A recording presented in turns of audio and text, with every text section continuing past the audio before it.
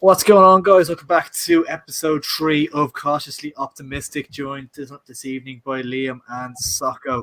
So, Liam, how are you keeping? Might get on to Socko a little bit after that. Yeah, no, good to be back.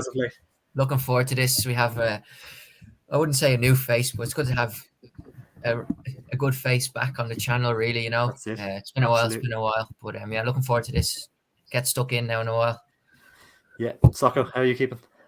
Good, yeah. Good to be back. Chelsea 1-0 down as we speak. Cheers, yeah. Sound. We won't go into it. We could be here all day talking about that situation, so we won't get into that. We're here for League of Ireland, so we'll let you off the hook. I'm here to talk about fucking wheelbarrows instead of rushing all the way. That was brilliant. That was so funny. Oh my god, I was watching that. I could not believe. I was like, why is the match stopped? Because I wasn't listening to the audio at the time. I was like, why is the match stopped? Why is everyone standing around? And cuss this fella putting a wheelbarrow on a sprinkler, like, and the wheelbarrow goes flying. Like, oh, you just couldn't write that. Like, only in the League of Ireland does that shit happen. Like, so funny. But thanks everyone who's tuning in, guys. If you can drop a like on the stream, that would be fantastic. And if you could subscribe if you haven't done so already, that would be greatly appreciated. Apologies for the delay. It was my fault on that front. So apologies for that. But we will jump straight into it. We won't hang around too long. We'll start off. We'll go back to in time with Game Week 2. Obviously, there was games Friday night and games Monday night as well. So we'll start off just quickly, go through Friday night's games. Obviously, start off with an enthralling fixture at the Bowl. UCD 0, Finn Harps 0. We'll move on, will we?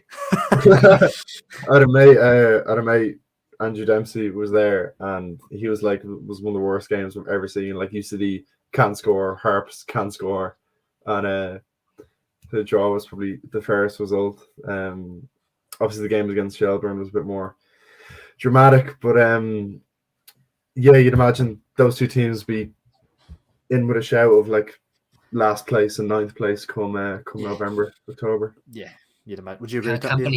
Can't believe you're talking about your own club like that, Socko. The Harps. That's to be done. I have no club now. I have to go to Harps. Do you agree those two down the bottom this season? I'd say they'll be down there, yeah. Obviously, as Socko said there, the goal scoring is going to be an issue for both, it seems. The students are going in the right direction, though. They've surprised me with their start anyway, definitely. They seem to be building a bit of momentum. Obviously, they're not getting wins, but they're putting points on the board. So, yeah. So, yeah, I'd probably agree with Socko, though. How crap a nickname is the Students, by the way? Well, on a separate note, I think a lot of people on Twitter were saying during the week how I'm sure we'll come on to the. Did you get the Finn Harps jersey, Socko? No.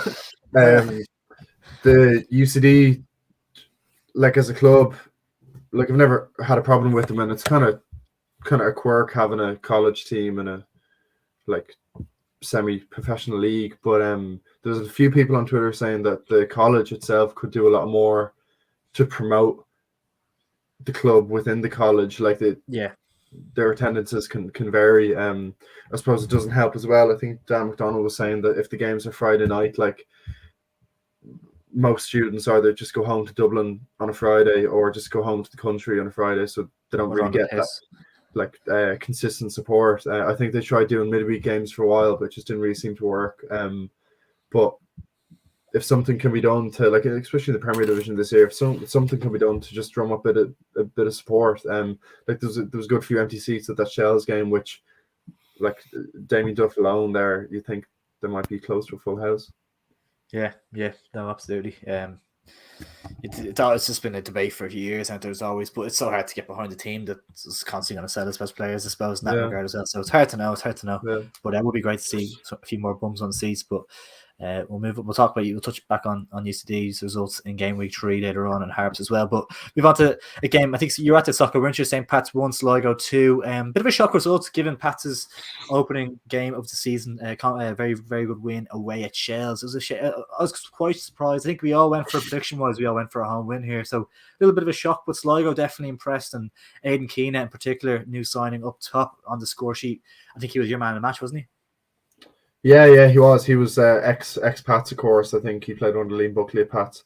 He was absolutely fantastic, menacing the Pats back line the whole game. It was a funny one. I think we all went for Pats partly because like Sligo had no opening game of the season, so it's kind of hard to figure where they were at. Whereas Pats had that 3-0 win against Shells. I know Shells weren't that great, but like 3-0 win on the opening night, like you're gonna put your money on them to beat Sligo, and especially as Pats beaten Sligo a few times last year as well.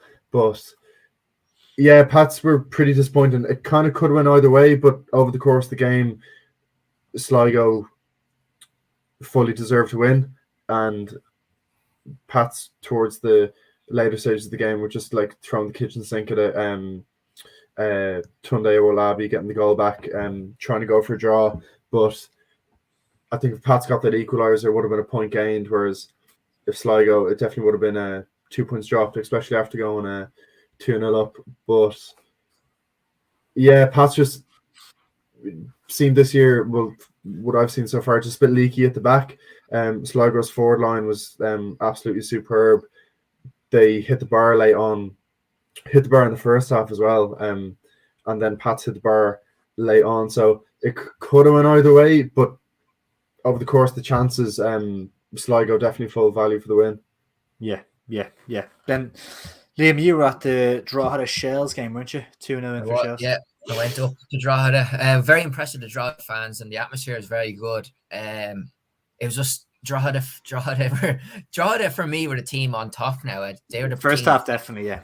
They're the team pressing, looking for the opener, and then just two silly mistakes, really. And then once that second goal goes in, it's so late on, there's not a chance they're going to get anything from the game.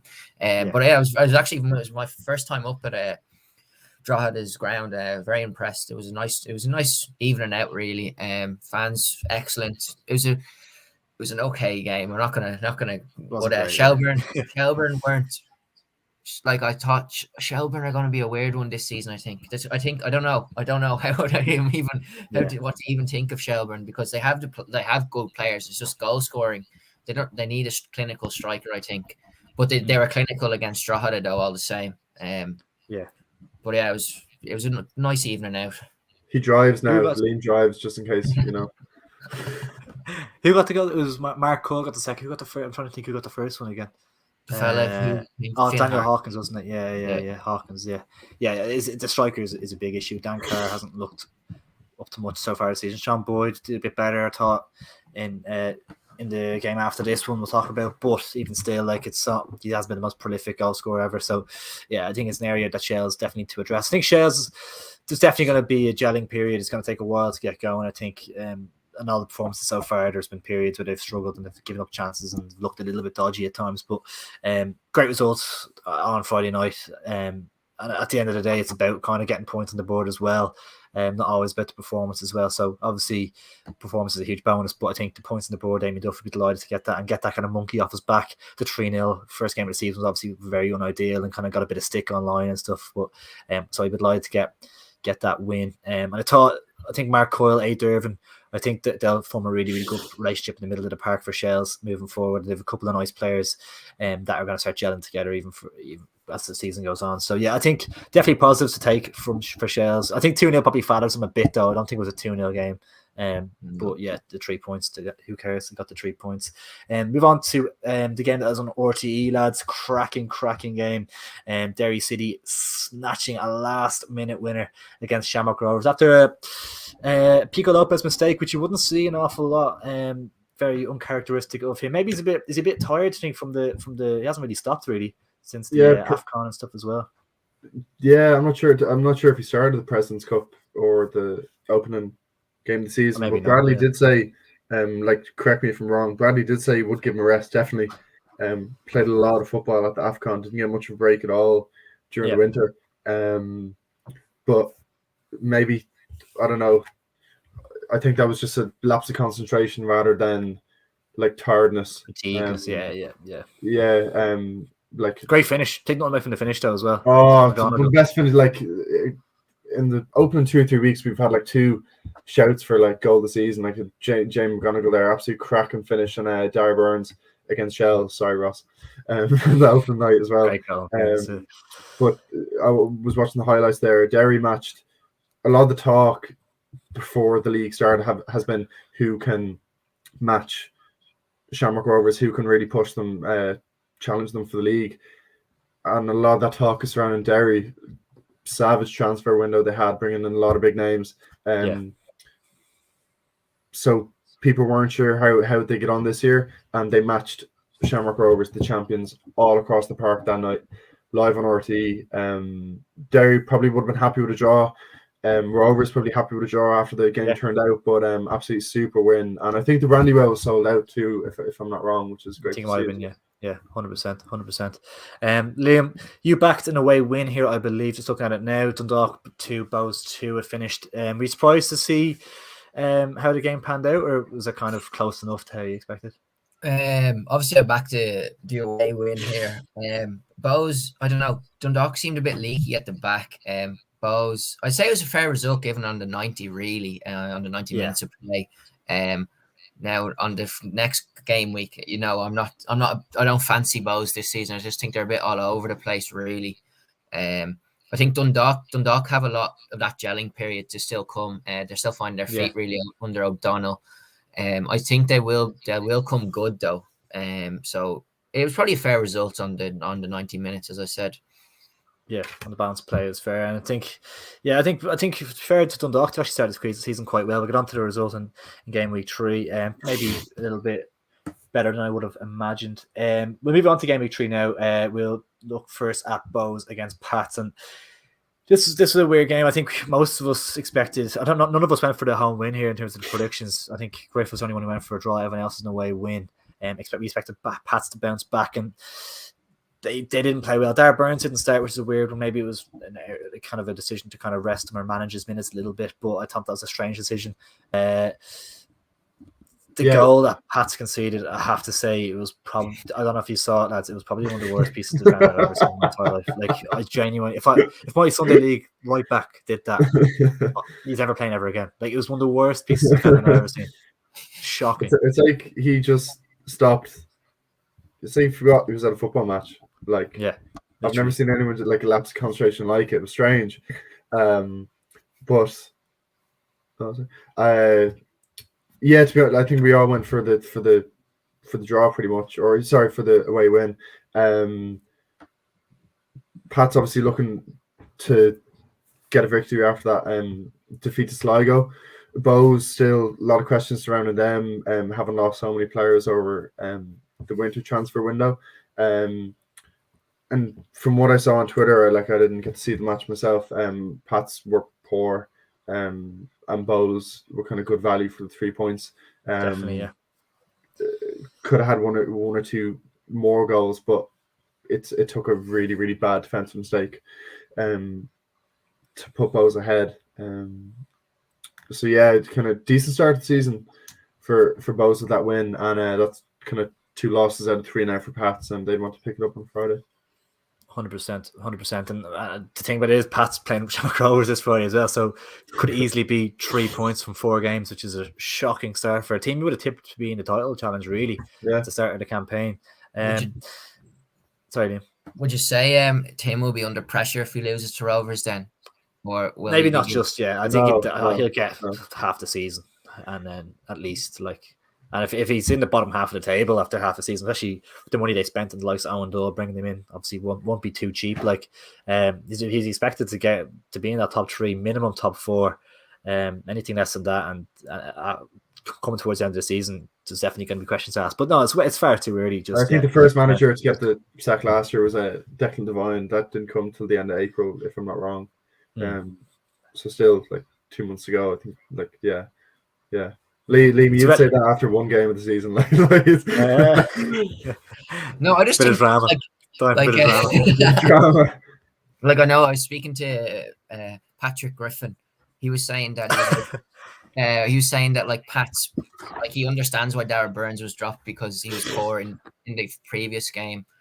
But taking off Tunde, that was a strange decision, I think, because he was the player who was playing very well against Bows. But he was a main threat really, and then he didn't look too happy being substitute either. But Stephen Mallon missed an absolute sitter in the first half. So that was shocking miss. Yeah, But yeah, he got his goal eventually. So he looks a good player. In fairness, he always has looked a good player. I think he was really rotten luck with injuries last season.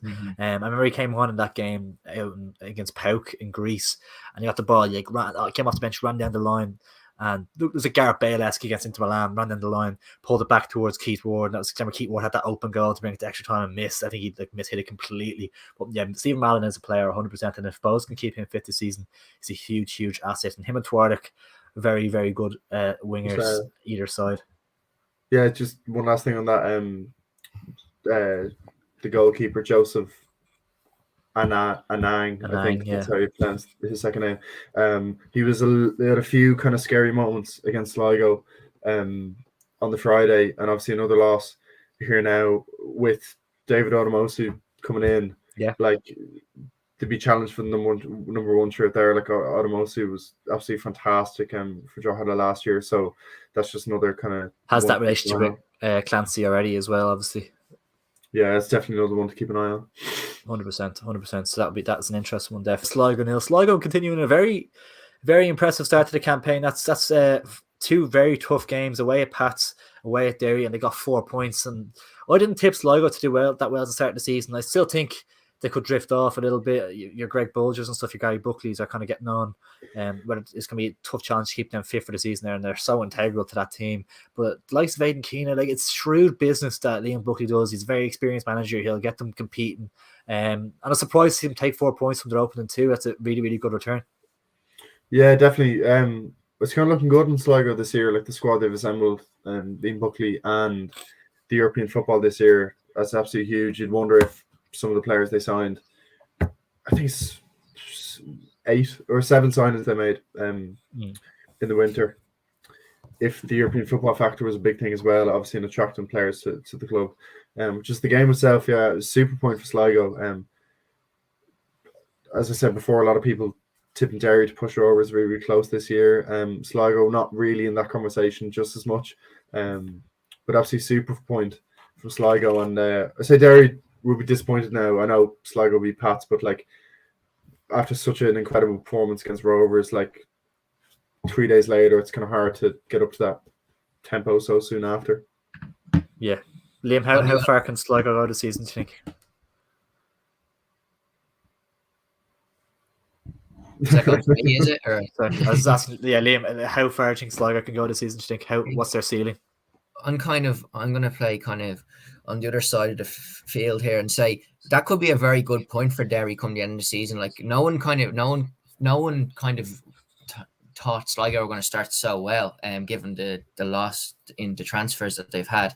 But that could be a huge point for Derry and a huge point for Sligo come the end of the season. I know it's only the start of the season, but Sligo have been very impressive, and I'd say they've impressed a lot of people that didn't think they'd be putting in them sort of performances so early on, especially with such change to their squad, losing 2 crucial players as well in either end of the field. Derry at home, though, they probably will be a bit disappointed with that result, given that they're at home in front of their own fans. And yeah, so it's an interesting one. Definitely an interesting result. 100%. Yeah. I think a lot of us went for the home win in that one. I think probably we all did actually. Actually, so Soccer, you went for the draw. Everyone else, bar Soccer went for a draw there. Were the game week 3 predictions before game week 2? What do you mean? Did you get the 2 game weeks in the one text? In that time. Yeah. The table. The table's coming up. Don't worry, it's coming up at the end. Don't be worried. I know you want to see yourself, but Dundalk 3 for Harps 0, lads. And I have to say the main talking point here, Stephen Bradley with 2, and he's had a fantastic start to the campaign scoring. I think he's scored in every game, has he? Mm-hmm. Not mistaken, but he's scored a lot of goals to start the season. Really, really bright start to the campaign from him. Yeah, I've seen actually he's doing very well. He's obviously on loan from Hibs. So a funny tweet. It was like they tweeted a Hibernian and they're like, "Oh, he's muck. You should just release him and everything." It was obviously a Dundalk fan, just thinking like, "Oh, he is a good gem, really." He's a lot of potential and a very high ceiling, I'd imagine. Yeah, 100%. And it's kind of Stephen Bradley. What's his name? Stephen O'Donnell unearthed Alfie Lewis at Pats, and he has a good eye for a loan. So Stephen Bradley coming in, no huge shock that he's hit the ground running. It's Stephen O'Donnell does seem to kind of be good in the loan market. He seems to be able to find gems. Yeah, Lewis last year, Yaros from Liverpool ended up winning Pat's Player of the Year, if I'm not wrong. And obviously, few signings, few of the Pats players followed him to Oriel Park. They've a goalkeeper from Brentford whose name escapes me. Nathan Shepherd, is it? Yeah. So obviously the goalkeeper position at Dundalk was so like contested last year. Cherry Star 1 week, and what's the other fella's name? What's his name again? Oh, he was so bad.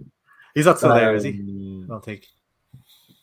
And the other fella, sorry. But anyway, someone jump in the comments there. What was that Dundalk keeper's name? Fiver for anyone who gets that.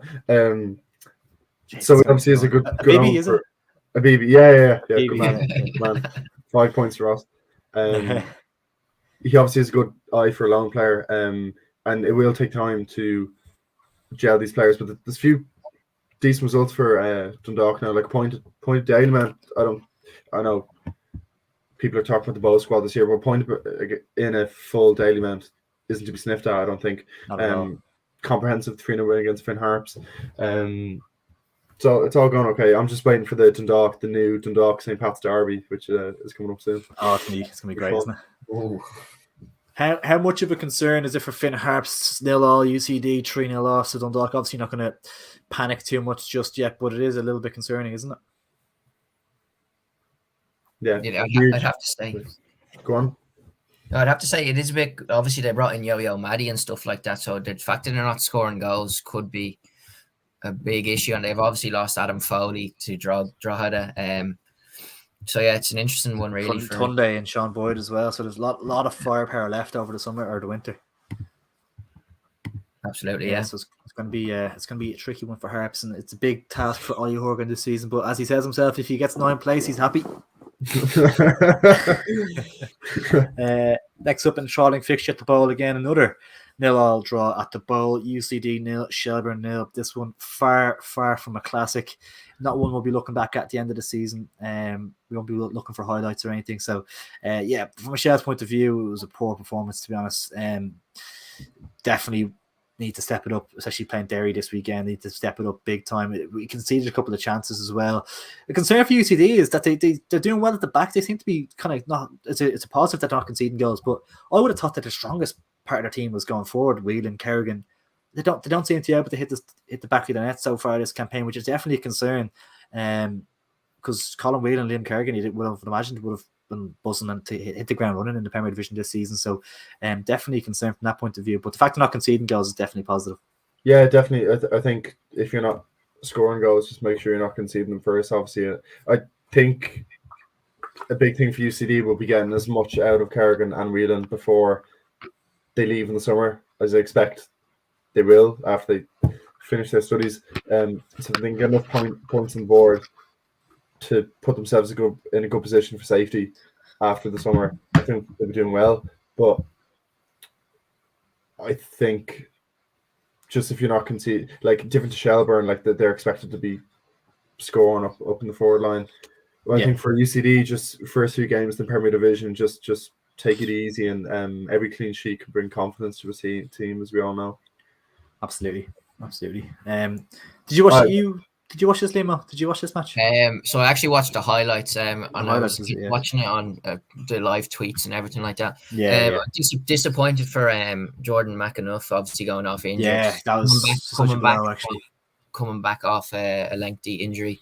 And then the other highlight really was the wheelbarrow. That's all I can really say on this. I thought I thought the wheelbarrow was man of the match, to be honest. I thought it was super. Yeah, 100%. Yeah. Didn't leak goals. Oh Jesus! Brilliant. That was brilliant. Yeah. For Shells though, 4 points from the opening 3 games. If you're looking at the positives, 4 points in 3 games isn't awful, especially considering how the first game of the season went. And I think if they can nick something against Derry, then it would be looked back at as probably a positive start to the campaign overall. Yeah, 100%. I think similar to UCD, like a newly promoted side, you just want to take it easy. Find your bearings. Yeah, find your bearings, find your feet in the Premier Division. And yeah, Shelbourne, like nobody knows where they're going to be by the end of the season. They could be in a shout for a European place, or they could be I don't think so. or I they don't think could so. be fighting for relegation. I'd say sixth and the FAI Cup winners. That's what I'm going to say. That's all I think. That's what and the FAI Cup winners. Or they could be in a really bad relegation scrap. The microscope is really under. Like if someone else was there and Shelbourne came 8th, no one would bat an eyelid. But there's just every single result is such a spotlight because of Duff now, which comes to the territory. But they'll certainly be a great watch this year. I think looking at it right now, I'd say the 4 teams in contention for the bottom 2 places: UCD, Harps, Drogheda, Shells. I think everyone else will probably be. I think it's those 4 will have like a mini league at the bottom probably. But then I think Shells could get it right. I think they could finish ahead of those 3 other teams and possibly another one ahead. But I think at the moment, looking at it right now, I think that 4 is going to be a mini league at the bottom personally, in terms of those relegation spots. But we'll move on to the final game of game week 3, lads. Shamrock Rovers with a comfortable enough 3-1 win over Drogheda. That's Drogheda's second loss on the bounce, but they're not going to get relegated by losing away at Tala. A lot of teams are going to lose in Tala realistically. So, but a good win for Rovers again, and I think Jack Byrne was the man in the moment again, wasn't he? Can we talk about Jack Byrne's assist, please? Quality. Did he score? He's just sick, isn't he? Like, he scored, and I think he set up. And I think his goal was this the game? Was the Drogheda game? He scored the cracker, wasn't it? From outside the box. Yeah. And I think I can't remember if it was the first half or Burke's goal. No, I think it was the first goal. Yeah, but the assist was filthy, absolutely filthy. Like the ball in behind the fullback. Yeah. I wasn't even looking at. It's Sean Gannon, wasn't it? Yeah. Oh my god, he's actually just a cheat code in this league, isn't he? Like he's too good. Like it's actually not even fair. Like he shouldn't be in the league. He really shouldn't be in the league at all. He has all the ability to play behind in the championship if he really wanted to be. Like it's actually a shame to see him back. Like he should have really kicked on when he left because he's still young enough, 25 or whatever, isn't he? Like he could easily be an Irish international. Like the ability he has, like he could really be competing at the top of the championship, even in the Premier League potentially. I don't know, like, but it's hard to know. But yeah, I think I'm sure we'll he's come on to it. I'm sure we'll come on to it in a few weeks. But the March window will obviously come too early for him. Like it's kind of awkward when the league round kicks off so early, and there's internationals in March. But if you can put a good few months together, I'll definitely be able to shout of the June squad. Yeah, no, 100%. We're gonna just quickly glance this. We might just move on now as well. The prediction table. We don't need to look that for too long. No, I'm joking. As you can see, Sligo is currently leading the pack with 9 points from the first 3 game weeks. Griff, surprisingly, who was languishing at the bottom last year, he's in languishing with 7 points. I'm slap bang in the middle with 6. Liam and Tug make up the bottom 2. With, both have 5 points. So very tight still. Early days, long way to go. But Socko with an early lead. How are you feeling, Socko, with that? I just take game by game. It's a long season. Every football answer ever, like. It's a long season. Yeah. Liam, how are you feeling? I'm going to enjoy that grand by the end of October. To be honest with you, Ross, I'm not going to lie. When I knew less about League of Ireland last year, I was doing better. Now the fact that I'm doing more games and doing more work and doing more content and stuff, like I'm disgusted with my performance at the moment, to be honest. When I just look in the mirror, to be honest, and figure out what's going wrong. You'd almost guess the predictions are just luck at the end of the day. Like it's hard to know, isn't it? Like Jesus, like fuck's sake. Like, but yeah, sure luck. We'll move on to game week 4 and our predictions for this week, lads. A couple of tricky ones to predict in this one. We'll start off with 2 teams that are expected to be down the bottom come the end of the season. Drogheda United playing host to UCD. Start off with you, Liam. How do you see this one going? Draw. That's all I have. Yeah. Draw. They're both struggling for goals. They're not very clinical. Drogheda. Draw for myself. I think. Obviously, well, can we just touch on? They're doing a great campaign. Drogheda United, I have to say, for the head in the game park. Really, it's very good that they're letting fans in for free. I believe it's actually nearly sold out, which is unbelievable. So, I have a draw. I believe draw. That's what I'm going for here. Soccer, what are you thinking?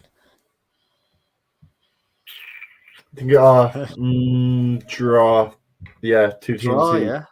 teams who really haven't kind of scored much in the first 3 game weeks. And UCD have kept a few good clean sheets now. I'm going to go for draw. Yeah, fair. It's tough. It is tough draws. Definitely tempting. But I'm gonna just sneak for a home win. I think. I just think Drogheda might, the home advantage might just sneak it. But yeah, but there are actually a few fans behind them as well. Hopefully, as you said, Liam, sold out crowd. Hopefully Drogheda can use that momentum to get their first points of the season. I think they might just sneak it. But the students haven't been leaking too many goals. It's gonna be tough. But I think Drogheda might just have enough to get by them. Terrible pitch there at the moment, though. After Shells was watching, the pitch is in bits, to be honest, bobbling all over the shop. But yeah, no, completely off topic. But yeah, home win for Drogheda, I think. I'm trying to find what the lads are saying, but I'm not really arsed, so we'll move on. The other lads predicted. Shelbourne, Derry. Like, as a Shells fan, I'd love to say something different, but I just can't see anything other than a Derry win on current form, to be honest. Yeah, 100%. Like, if Derry are beating like Rovers, they'll definitely get a result against Shelbourne. Sorry, Ross, again. Yeah, Shelbourne. Yourself. 100%. Yeah, Shelbourne haven't really kind of looked really convincing so far in the opening 3 games. I know it's like early doors, but yeah, I think everyone will probably go for an away win there. I think so. I think Shell should probably save some fuel and not bother going up, to be honest. Well, I know they're at home, but stinker. But Derry, yeah, hammered them really. That's a stretch. That's a stretch. They drew 0 at Sligo. I think Derry will just sneak it. I think it'd be tight. Like, Shell's 5 at the back to be keeping it tight, to be trying not to concede early and trying to stay in the game. And there definitely is a chance they can get something out of it. But I just think Derry looking sharp up top. They look kind of well gelled, well suited. I think they'll just about have enough to see off Shells. Moving on to a cracking game. I think me and Liam, actually all 3 of us are going to, aren't we? Soccer, you're going as well. Can't wait for this one at Richmond Park. Personally, Pat's a lot of pressure on them to get something from this game, but I actually don't see it myself. I think we're gonna have a content piece about this later on in the week, but yeah, I'm going for an away win here. I think Rovers will see them off. Yeah, I can't say much more. I think, given current form, I believe Rovers, the squad depth, as we've spoken on so much, will just be too much for Pats. And Jack Byrne obviously finding form as well a few days before going to Richmond won't be ideal for Tim Clancy trying to pick up some points. So yeah, I think it's Rovers really. It's kind of a no-brainer. Yeah, for the sake of being different, I'm going to go for a draw. I'll see it. Fairness, I'm sure Richmond Park will be close to sold out to see the champions. There'd be great away support as well, of course. They don't like that being the reason they sold out, definitely.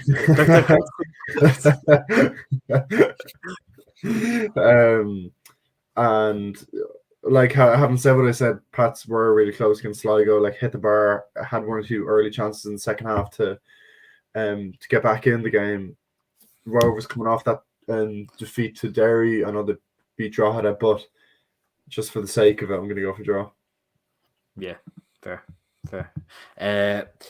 I think we're going to potentially, if you're going to the game, guys, slide into our DMs on Instagram or something like that, because we think we are going to be doing a fan cam, I believe, at this game, our first one of the season. So, and our first one after kind of COVID, I think, as well, actually.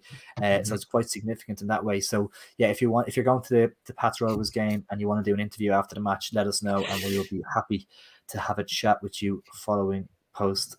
Okay, here we go. Absolutely love it. I love it. Spot on as well. Absolutely spot on.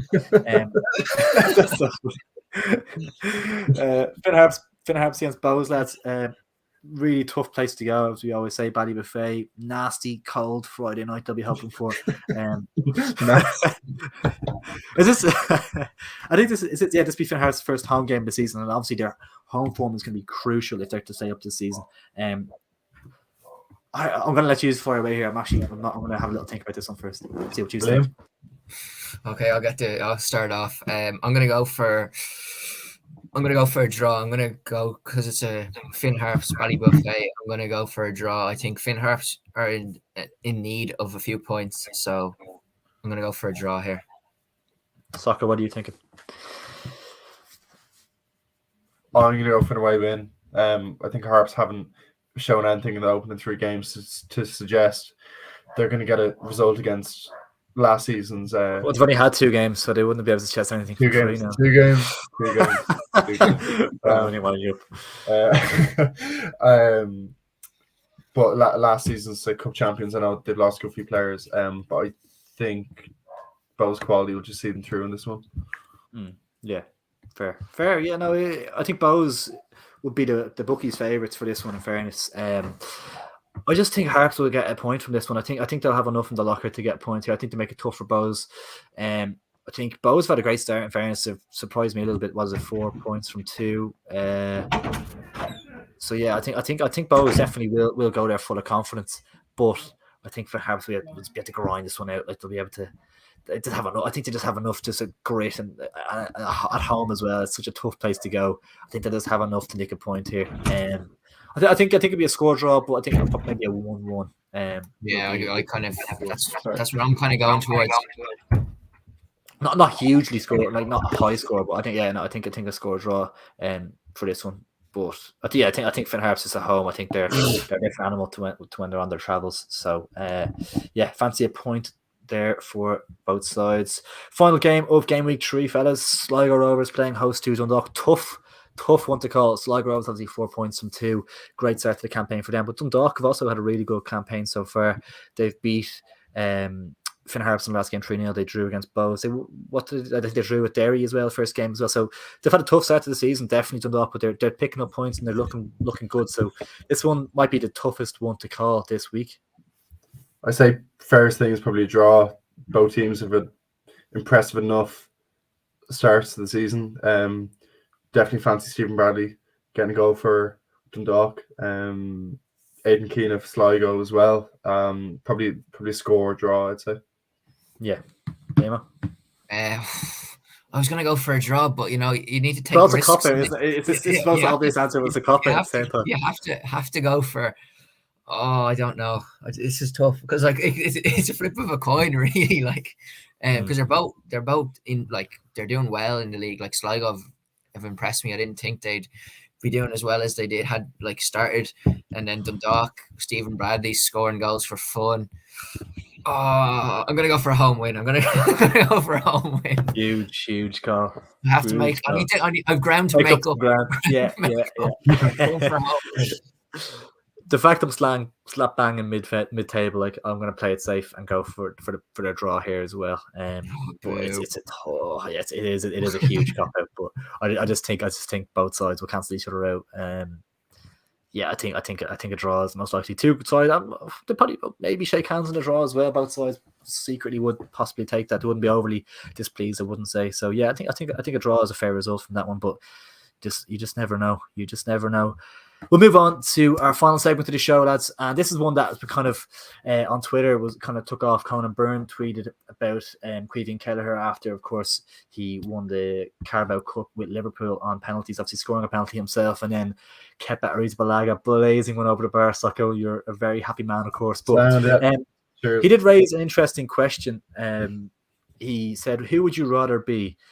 Gavin Bazunu, so you play for Man City, you're on loan in League One at Portsmouth playing week in, week out, and you're Ireland's number 1, or would you rather be Caoimhin Kelleher, play for Liverpool as their number 2, experience days like today, and be Ireland's second choice goalkeeper as well? I don't know who wants to kick us off here. We'll hear one at a time. I'll jump in as well at some stage, but I don't know who. Maybe Socko's the keeper. Socko, you can kick us off. Who would you rather be? What position would you rather be in?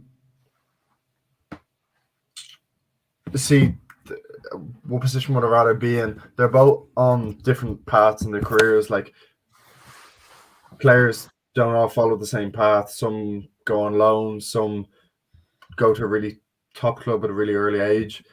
So there's no one set path. There's no right. Like, one isn't better than each other because they're so subjective. From an Ireland fan point of view, which I am, I'd be inclined to go with Bazunu.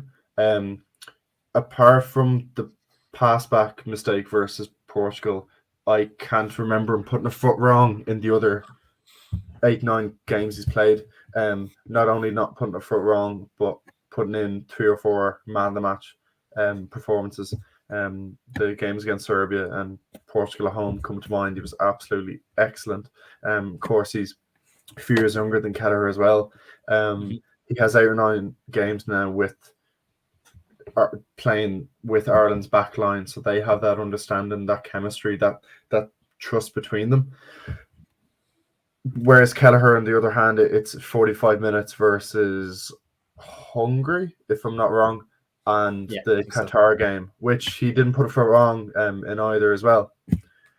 So just from an Ireland fan point of view, I'd be inclined to stick with Bazunu until there's reason to change it. Just because he's won a League Cup, he scored a penalty League Cup final doesn't mean he should start. There's 2 friendlies now at the end of March. Stephen Kenny might play 1 and 1 and 1 and the other. Yeah. But it's so subjective, and I don't think there's a right or wrong answer. But the question is, who would you rather be yourself if you were like to be one of them? Like, would you rather be Caoimhin winning the League Cup like yourself, or would you rather be kind of starting for Ireland? It's kind of like whose position would you if you had to be one of them, kind of thing? Probably the one on the higher contract. yeah, I suppose. Yeah. God. Well, like you can imagine, Bazunu in the next year or two will go back to City. Hope maybe a little bit early for that, but hopefully challenge for the number 1 spot. I don't think it's fair to say who would you rather be, because they're both at different stages of their career, both different ages as well. You'd imagine Kelleher be knocking on the door in the next year or two, maybe for the number 1 position. I suppose the easy answer is I don't know, to be honest, because like there's no right or wrong answer. It's tough. It's tough to know. Like. Yeah, I'll let Liam come in on this now. Liam, what do you think? It is a very good debate. You could be here for hours, but for me, Bazunu is still only 20. Like, you know, you forget that. You really forget that he's only 20. Well, like Kelleher's 23. In terms, for me personally, I'd rather be Bazunu. Kelleher's 3 years on in the development stage. You know what I mean? That for me, if Ireland were to qualify for the World Cup rather than my team qualify for Champions League, that's for me. Obviously, being a season ticket holder, going to all the Irish games, for me, I'd rather be Bazunu starting number 1, because for me, our Irish and call up for your national side is the biggest achievement really in football, from my point of view. Anyway, and so I'd be Bazunu. Now, obviously, Kelleher. I think Kelleher could potentially look at becoming the number 1 if he was to get more game time. If he was to go out on loan, maybe to a lower, like a Norwich or team down to the bottom of the league and getting consistent games like Bazunu is, then Kelleher could potentially look even getting that position. But as Socko said, I don't really see the need for us to change it unless something drastic happens or Bazunu gets really bad form, but he's not in bad form. He's playing well week in, week out, which is completely different to Kelleher's situation. He's only played the Carabao Cup games. But it could potentially all change given the amount of games that Liverpool have coming into the end of the season, and then into next year there'd be a big call on what he wants to do himself personally. And Bazunu, still only 20, he can look at, as Socko said, I'm sure he's tipped to be the next keeper for Ederson, really. They play very similar football. I'm sure he'll be brought back into the Man City camp in a year or two. Yeah, no, absolutely. I think it's a tricky one. There's probably not a right answer, so to speak. But like, obviously, the case with Kelleher is like you're getting to experience playing as a cup keeper.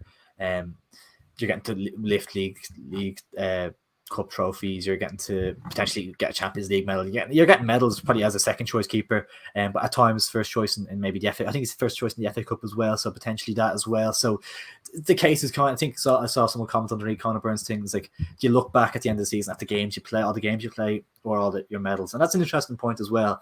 But I think he's touched on it, Liam. I think the highest honor you can have is to play for your country. And I think getting caps, like if you look back in your career, and Kelleher has all the ability in the world to get caps. And I think if he went out on a loan, maybe we had to show it more week in, week out. And I think that is a huge plus for Gavin Bazunu, that he is doing that. And I think, I think I'd rather be Gavin Bazunu in my opinion, because I think, as you said, 20 years of age. It is tricky, because I think the question maybe is based towards maybe would you rather play week in, week out for your team and not maybe win medals, or sit on the bench for a lot of the season and win medals kind of thing. So it is a tricky one in that regard. But I think, Bazunu's position, I think, is stronger moving forward. And I think he probably is the better goalkeeper by a little bit as well. And even at his age, I think his ceiling is just, I think he could be one, maybe it's a bit early to say, but I think he's potentially be one of the best goalkeepers in the world.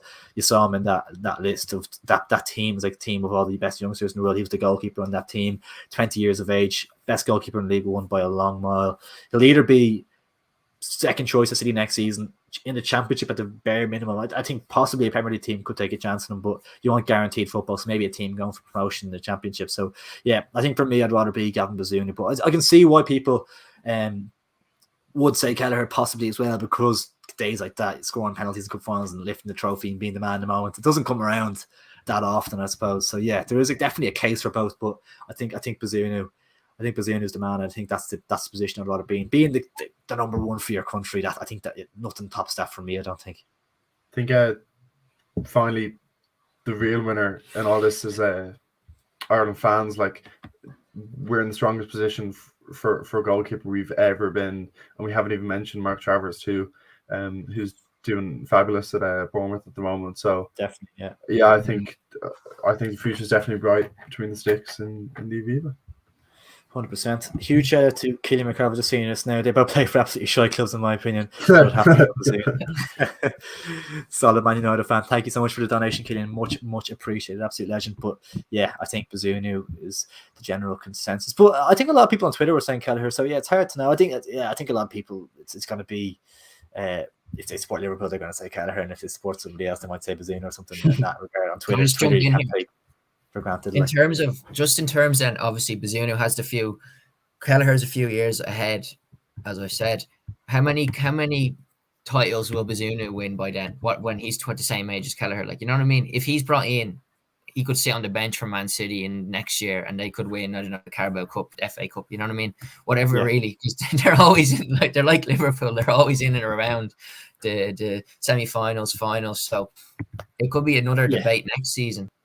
Yeah. Exactly, and there's 3 years younger as well. So that's a great point as well. So like Bazunu could easily have won a League Cup next season and been the number one then. So I think Bazunu is the one we're going to go for. But listen, both of them are brilliant goalkeepers and both in great positions to go on to have fantastic careers. And I think, as Socko said, we're just grateful as Ireland fans with 3 great young goalkeepers moving forward. It's an absolute.